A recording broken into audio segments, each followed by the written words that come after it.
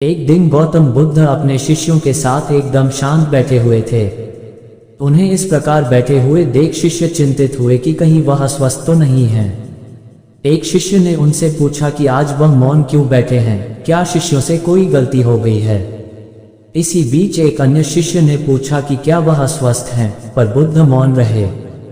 तभी कुछ दूर खड़ा व्यक्ति जोर से चिल्लाया, आज मुझे सभा में बैठने की अनुमति क्यों नहीं दी गई है। बुद्ध आंखें बंद करके ध्यान मग्न हो गए। वह व्यक्ति फिर से चिल्लाया, मुझे प्रवेश की अनुमति क्यों नहीं मिली। इसी बीच एक उदार शिष्य ने उसका पक्ष लेते हुए कहा कि उसे सभा में आने की अनुमति प्रदान की जाए।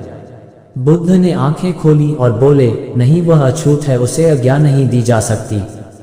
यह सुनकर शिष्यों को बड़ा आश्चर्य हुआ। बुद्ध उनके मन का भाव समझ गए और बोले, हाँ, वह अछूत है। इस पर कई शिष्य बोले, हमारे आश्रम में जात पात का कोई भेद ही नहीं, फिर वह अछूत कैसे हो गया।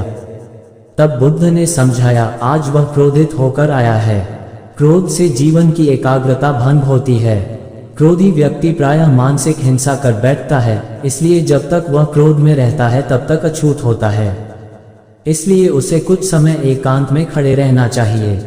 क्रोधित शिष्य भी बुद्ध की बातें सुन रहा था। पश्चाताप की अग्नि में तप कर वह समझ चुका था कि अहिंसा ही मनुष्य का महान कर्तव्य व परम धर्म है। वह बुद्ध के चरणों में गिर पड़ा और कभी क्रोध न करने का प्रण लिया। शिक्षा आशय यह है कि क्रोध के कारण व्यक्ति अनर्थ कर बैठता है और पश्चाताप उसे बाद में होता है, जिसका कोई लाभ नहीं मिलता। इसलिए हमें क्रोध नहीं करना चाहिए।